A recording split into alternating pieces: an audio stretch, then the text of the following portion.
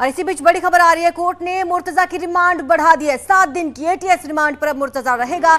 16 अप्रैल तक की रिमांड पर भेजा गया। आपको बता दें आज कोर्ट में पेशी थी, गोरखपुर कोर्ट में पेशी हुई और अब 7 दिन की रिमांड को बढ़ा दिया गया है। एटीएस ने अर्जी दाखिल की थी कोर्ट में और अब कोर्ट में ये अर्जी को मंजूरी मिल गई है। 7 दिन की रिमांड मुर्तजा की बढ़ा दी गई है। मुर्तजा से लगातार पूछताछ की जा रही है और पूछताछ में कई तरह के खुलासे हुए हैं। परिजनों से भी पूछताछ की जा रही है और जो भी लिंक मिल रहे हैं उनसे लगातार पूछताछ की जा रही है। अब 16 अप्रैल तक रिमांड पर भेजा जाएगा मुर्तजा को और दोबारा से सवाल जवाब का सिलसिला शुरू होगा। एक बार फिर से सवाल जवाब किए जाएंगे मुर्तजा से। तो आपको बता दें कि 7 दिन की एटीएस रिमांड पर भेज दिया गया है मुर्तजा को। 16 अप्रैल तक रिमांड पर भेजा गया। हमारे सहयोगी रामगोपाल ज्यादा जानकारी देंगे। रामगोपाल, क्या क्या दलीलें दी गई कोर्ट में और क्या अपडेट आपके पास है? बिल्कुल, बड़ा अपडेट यही है कि 16 तारीख तक दोपहर 12 बजे तक उसको रिमांड पे दे दिया है, पुलिस रिमांड पे। हालांकि अभी ऑर्डर टाइप हो रहा है, ऑर्डर अभी विधिवत नहीं निकला है, लेकिन जज की तरफ से इसकी स्वीकृति कर दी गई है और अब कुछ ही देर में यहां से ऑर्डर टाइप हो जाएगा। जिसके बाद जो एटीएस की टीम है अभी उसको लेकर जो है पुलिस लाइन गई है। पुलिस लाइन के बाद फिर जब यहां से ऑर्डर मिल जाएगा तो ऑर्डर लेने के बाद फिर वो लखनऊ के लिए रवाना हो जाएगी। चूंकि इसमें लगातार जो है जांच चल रही है और अभी कई तथ्य सामने आ रहे हैं। लगातार जो देश की सबसे बड़ी जांच एजेंसियां हैं वो भी इसमें जुटी हुई हैं। इसमें कई इंटरनेशनल कनेक्शन उसके सामने आ रहे हैं। तो इस कारण से ये सारी दलीलें दी गई कि अभी ये इसने अभी सारी बातें नहीं बताई हैं और खास करके जो अरब क्रांति से लेकर जो सीरिया की बातें आई थी, जो इसने पैसे भेजे थे, पैसे इसने किन किन खातों से और किन के कहने पे भेजे थे, इन सारी चीजों की अभी जांच चल रही है। एनआईए ये भी जानने की कोशिश या जो भी जांच एजेंसियां ये जानने की कोशिश कर रही है कि इसमें जो है कौन कौन से लोग और शामिल हो सकते हैं, किस तरीके से इसको आर्थिक रूप से मदद दी जा रही थी या ये इसके माइंड में क्या चल रहा था। इन सारी चीजों को जानने के लिए अब पुलिस के द्वारा ये बात रखी गई और जब पुलिस ने ये बात रखी तो जज ने बड़ी गंभीरता से उनकी बातों को सुना और जो एपीओ थे उन्होंने पुलिस का पक्ष रखा। एपीओ मतलब जो सरकारी वकील थे, उन्होंने पुलिस की बातों को रखा और उन्होंने रखा कि इसको एक बार फिर से 5 दिन का, कम से कम 5 दिन का पुलिस रिमांड और दिया जाए। और पुलिस ने जो 5 दिन का पुलिस रिमांड मांगा था उसको कोर्ट ने अभी प्रथम दृष्टया स्वीकार कर लिया है और 16 तारीख की 12 बजे तक इसको रिमांड पे भेज दिया गया। अब एक बार फिर से जो पुलिस एजेंसियां जो एंगल छूटे हुए हैं उन सारे एंगलों पे जांच करेगी, सबूत जुटाएगी, सबूत खंगालेगी और उसके बाद दूध का दूध और पानी का पानी हो पाएगा कि इसके तार कहां से जुड़े थे और किस तरीके से ये आतंक का पाठशाला अपने घर में ही चला रहा था, किस तरीके से ये घरों में कैद रहता था या सिर्फ अपना मोबाइल ही रखे रहता था और बाहर जाता था। तो उन सारी चीजों पे अब बृहद जांच हो पाएगी। जी, और रामगोपाल, लगता है एटीएस ने बहुत स्ट्रॉन्ग पॉइंट्स कोर्ट में रखे हैं, तभी उसकी 5 दिन की रिमांड बढ़ा दी गई है।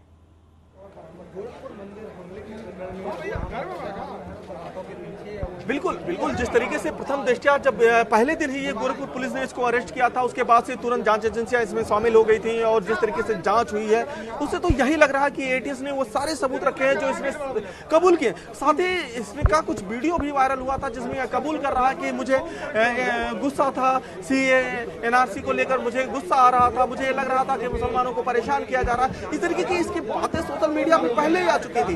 तो ये सारी चीजें भी कोर्ट में आज पेश किया गया है और कोर्ट में रखा गया है कि किस तरीके से इसके अंदर एक तरीके से गुबार था, जहर था, उसको अब उन सारी बातों को जानने के लिए वक्त चाहिए और उसी वक्त के लिए एक बार फिर से पुलिस ने रिमांड मांगी है और कोर्ट ने रिमांड को स्वीकार कर लिया है। जी, आप हमारे साथ बने रहिए, तमाम अपडेट्स हम आपसे लेते रहेंगे। यहाँ पर बड़ी खबर आपको बता रहे हैं, गोरखनाथ मंदिर हमले का जो आरोपी है मुर्तजा, उसकी आज कोर्ट में पेशी हुई और 5 दिन की एटीएस रिमांड पर मुर्तजा को भेजा गया है। 5 दिन की रिमांड बढ़ा दी गई। आपको बता दें 16 अप्रैल तक रिमांड पर भेजा गया। लगातार उससे पूछताछ की जा रही है क्योंकि पूछताछ के दौरान कई ऐसे खुलासे हुए थे। उसने कबूला भी था वीडियो में कि वो नाराज चल रहा था सीए एनआरसी को लेकर और इन्हीं तमाम मुद्दों पर उसे लगातार पूछताछ की जा रही है।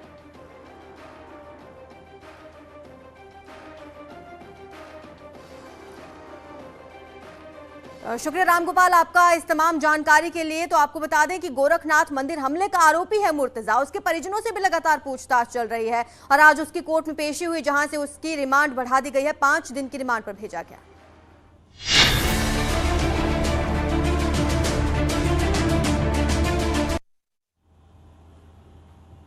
तो वहीं समाजवादी पार्टी पर सिद्धार्थनाथ सिंह का बड़ा आरोप। समाजवादी पार्टी के सिद्धांत तानाशाही और परिवारवाद और आंतरिक लोकतंत्र से परे है, इसलिए उनके नेता के खिलाफ विद्रोह के स्वर सुनाई दे रहे हैं। यूपी के पूर्व मंत्री सिद्धार्थनाथ सिंह ने ये ट्वीट किया है और ये लिखा कि समाजवादी पार्टी के सिद्धांत तानाशाही और परिवारवाद हैं, वो आंतरिक लोकतंत्र से परे हैं, इसलिए उनके नेता के खिलाफ विद्रोह के स्वर सुनाई दे रहे हैं।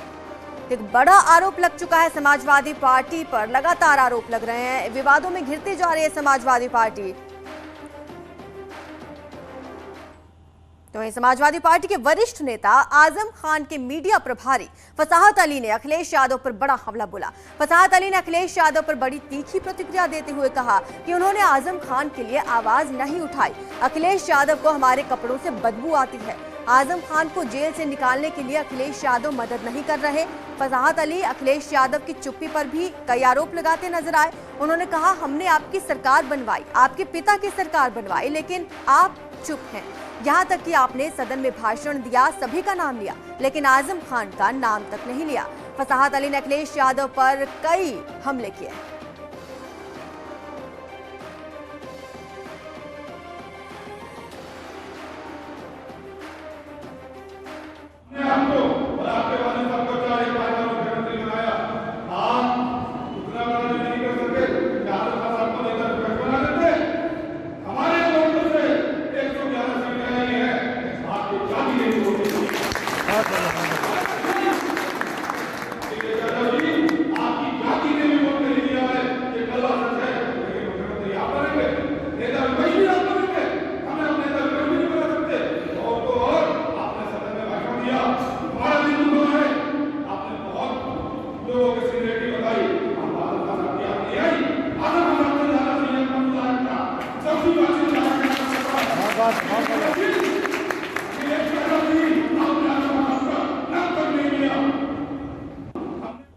फसाहत अली को आपने सुना, और यही नहीं, फसाहत अली ने यह भी कहा कि बीजेपी से हमारी क्या शिकायत, वो हमसे प्यार करते हैं, हम उनसे प्यार करते हैं। जैसा सलूक वो हमारे साथ करते हैं, वैसा ही सलूक हम उनके साथ करते हैं। हमारी शिकायत समाजवादी पार्टी से है। हमारे कपड़ों से राष्ट्रीय अध्यक्ष जी को बदबू आती है। हमारे स्टेज पर हमारा नाम नहीं लेना चाहते।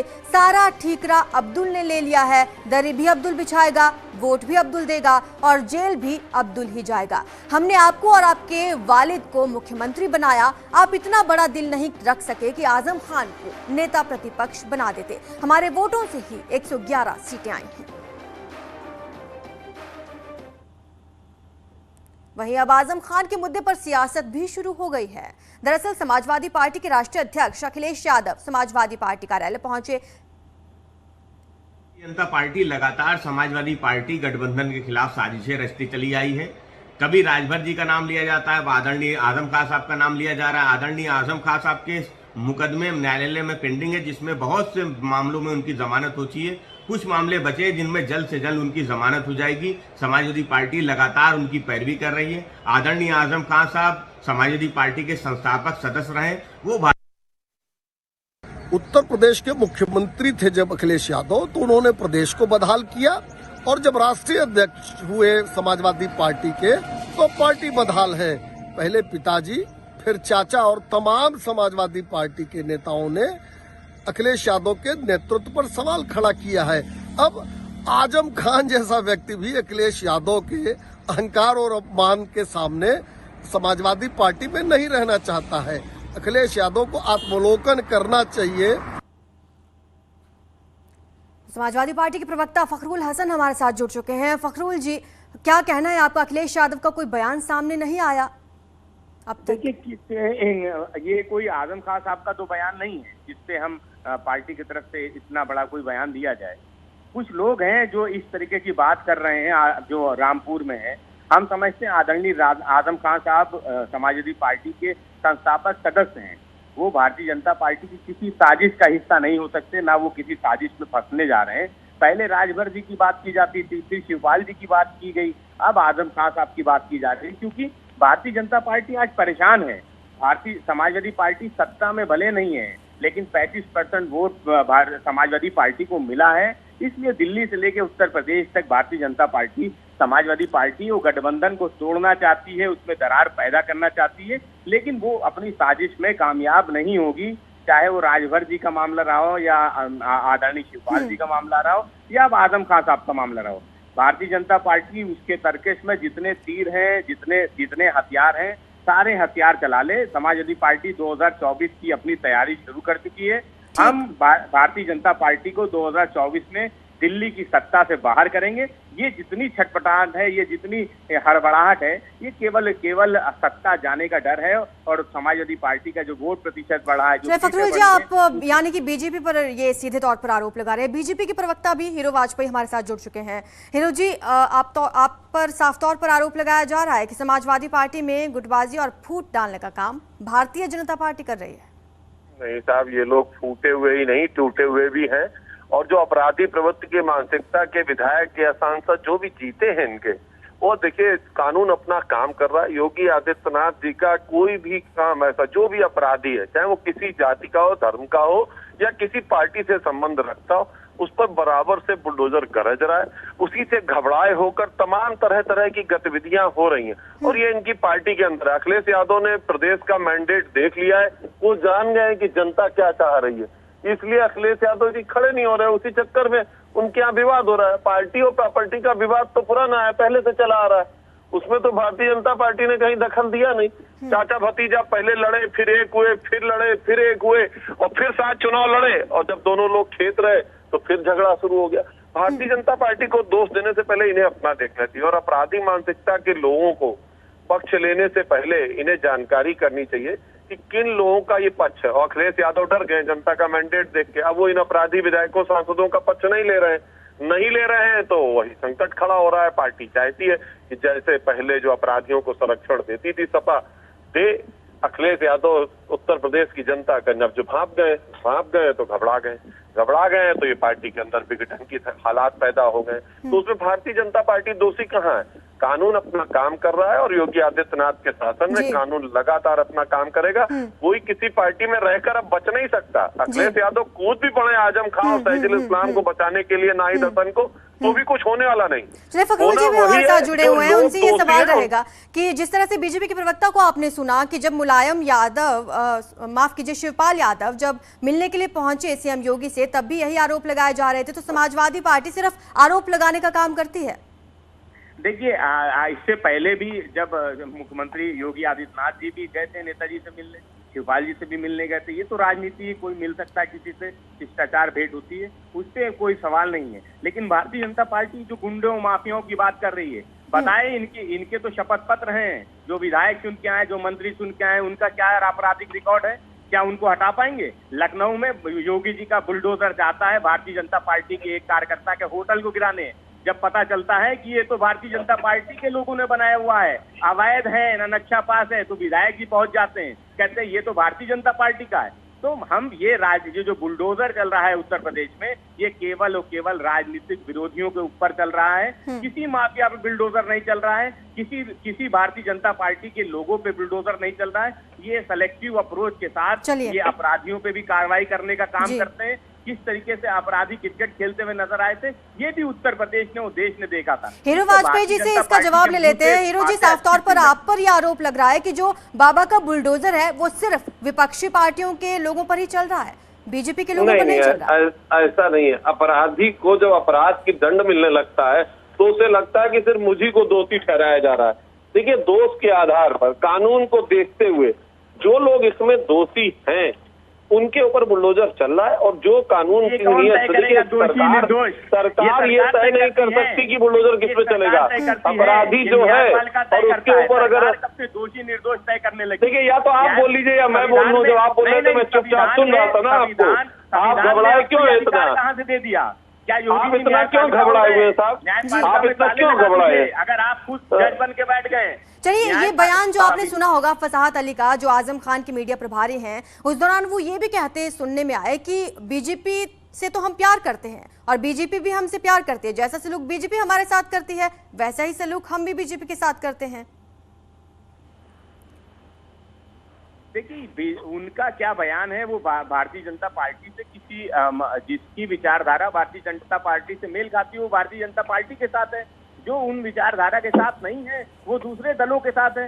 राजनीतिक दलों में हिंदुस्तान में अलग अलग राजनीतिक दल हैं और सबको अधिकार है वोट देने का, अपनी सरकार चुनने का। इससे मुझे कुछ नहीं, कोई भी आपत्ति नहीं है। वो प्यार करते हैं, दुनिया प्यार या उत्तर प्रदेश की जनता किससे प्यार करती है, देश की जनता किसको चुनती है, ये लोकतंत्र है, ये सबको अधिकार है। इससे मैं समझता हूँ इससे किसी को कोई आपत्ति नहीं है। अगर उन फरहत अली जो हैं उनको कहीं कोई दिक्कत है पार्टी से, संगठन से, तो उनको पार्टी फोरम पे अपनी बात रखनी चाहिए थी। अगर उनको भारतीय जनता पार्टी से ही मोहब्बत है, भारतीय जनता पार्टी की विचारधारा से वो सहमत है, तो मैं समझता हूँ उनको भारतीय जनता पार्टी ज्वाइन कर लेनी चाहिए। जी, चलिए बहुत बहुत शुक्रिया आपका हमारे साथ जुड़ने के लिए और अपनी बात रखने के लिए। तो वहीं दिल्ली से खबर, दिल्ली में उत्तर प्रदेश को लेकर बड़ी बैठक होनी है। दोनों उप मुख्यमंत्री और मुख्यमंत्री इस बैठक में मौजूद रहेंगे। संगठन महामंत्री सुनील बंसल भी दिल्ली में मौजूद हैं। पार्टी अध्यक्ष जेपी नड्डा अभी हिमाचल प्रदेश में है। शाम 7 बजे तक जेपी नड्डा हिमाचल में, उनके दिल्ली लौटने के बाद ये बैठक होनी है। सरकार की कार्य योजना को लेकर इस बैठक में चर्चा की जाएगी। नए यूपी अध्यक्ष के नाम पर भी मंथन हो सकता है। सीएम अपने दौरे पर प्रधानमंत्री और गृह मंत्री से भी मुलाकात करेंगे। उनका मुख्यमंत्री बनने के बाद ये पहला दौरा रहेगा। दिल्ली में बीजेपी की अहम बैठक होनी है। इस दौरान बीजेपी के सभी दिग्गज इस बैठक में शामिल होंगे। सीएम योगी आदित्यनाथ यहां के लिए रवाना हो जाएंगे और शाम को ये बैठक होनी है। दिल्ली में प्रधानमंत्री से भी मुलाकात होगी उनकी, साथ ही साथ गृह मंत्री से भी मिलेंगे, जेपी नड्डा से भी मिलेंगे और विकास कार्यों को लेकर चर्चा हो सकती है। उत्तर प्रदेश के कई महत्वपूर्ण मुद्दों को लेकर इस बैठक में मंथन हो सकता है। दोनों डिप्टी सीएम भी बैठक में मौजूद रहेंगे। संगठन महामंत्री सुनील बंसल भी दिल्ली में है और भी तमाम मुद्दों को लेकर बातचीत हो सकती है। और किन बातों को लेकर मंथन होगा वो हमारे सहयोगी पवन गौड़ से हम जानेंगे। पवन, किन किन बातों को लेकर मंथन हो सकता है इस महत्वपूर्ण बैठक में? देखिए, उत्तर प्रदेश के मुख्यमंत्री योगी आदित्यनाथ तकरीबन 3:30 बजे दिल्ली पहुंचेंगे। उसके बाद में वो कई सारे लोगों से मुलाकात करेंगे। 5:30 बजे राष्ट्रपति से मुलाकात होगी। उनके साथ साथ जो दोनों डिप्टी सीएम हैं, AK शर्मा और केशव प्रसाद मौर्य, वो भी दिल्ली आ रहे हैं। उनके अलावा जो संगठन महामंत्री हैं उत्तर प्रदेश के सुनील बंसल, वो पहले से दिल्ली में मौजूद हैं। तो इन सब लोगों की बीजेपी के राष्ट्रीय अध्यक्ष जेपी नड्डा के साथ मुलाकात होगी। हालांकि जेपी नड्डा अभी जो है वो हिमाचल के दौरे पर है, तो वो देर शाम दिल्ली पहुंचेंगे। उसके बाद में मुलाकात होगी। इस मुलाकात में जो मेन जो फोकस रहने वाला है वो नए बीजेपी अध्यक्ष को रहने वाला है, क्योंकि इससे पहले स्वतंत्र देव सिंह के बीजेपी के अध्यक्ष थे यूपी के, लेकिन जब वो मंत्रिमंडल में शामिल हो गए तो इस बाद में अब यूपी का जो अध्यक्ष का पद है बीजेपी का वो खाली हो गया है। उसको लेके मंथन किया जाएगा। उसके साथ साथ जिस तरह से जो मैनिफेस्टो था बीजेपी का, उसमें कौन कौन से मुख्य बिंदु हैं जो प्राथमिकता से काम किया जाना चाहिए, उसको लेकर सरकार की कार्य योजना पर भी मंथन किया जाएगा। जी, शुक्रिया आपका इस तमाम जानकारी के लिए। दिल्ली में आज बीजेपी की अहम बैठक होनी है। वहीं लखनऊ से बड़ी खबर है। गवर्नमेंट ऑफ यूपी का ट्विटर हैंडल हैकर्स ने आपत्तिजनक वीडियो डाला है। एक बार फिर से उत्तर प्रदेश गवर्नमेंट का ट्विटर हैंडल हैक हो गया है और आपत्तिजनक वीडियो पोस्ट कर दिया है। पिन ट्वीट पर आपत्तिजनक वीडियो डाला गया है। हैंडल को रिकवर करने में जुटे हैं विशेषज्ञ। सूचना विभाग का फैक्ट चेक ट्विटर हैंडल भी हैक हो गया है। बड़ी खबर आपको बता रहे लखनऊ से, जहां पर गवर्नमेंट ऑफ यूपी का ट्विटर हैंडल हैक हो गया है। आपको बता दें कि कुछ समय पहले भी ये ट्विटर हैंडल हैक हो चुका था, जब टेक्निकल टीम इसे रिकवर कर लिया था आधे घंटे में ही, लेकिन एक बार फिर से ये हैक हो चुका है और पिन ट्वीट किया गया है जिसमें आपत्तिजनक वीडियो पोस्ट किया गया है। बड़ी खबर आपको बता रहे हैं। साथ ही साथ सूचना विभाग का फैक्ट चेक ट्विटर हैंडल भी हैक हो चुका है। हैकर ने आपत्तिजनक पोस्ट कर दिया है और उसे पिन भी कर दिया है ट्विटर पर। आपको बता दें कि ट्विटर हैंडल हैक हो चुका है। लखनऊ से बड़ी खबर आपको बता रहे हैं। ना सिर्फ यूपी गवर्नमेंट का बल्कि सूचना विभाग का जो फैक्ट चेक डिपार्टमेंट है उसका भी ट्विटर हैंडल हैक हो चुका है। ऋषभ मणि हमारे साथ जुड़ चुके हैं। ऋषभ मणि, और क्या जानकारी आपके पास, कितना वक्त लग जाएगा टेक्निकल टीम को रिकवर करने में?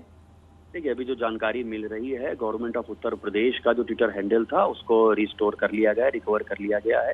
जो पिन ट्वीट था उसको डिलीट कर लिया गया है और जो उत्तर प्रदेश फैक्ट चेक का ट्विटर हैंडल था उसको भी, जो पिन ट्वीट आपत्तिजनक डाला था एक, उसको भी हटा लिया गया है विशेषज्ञों की ओर से और उसको भी रिकवरी करने की प्रोसेस बहुत तेजी से जारी है।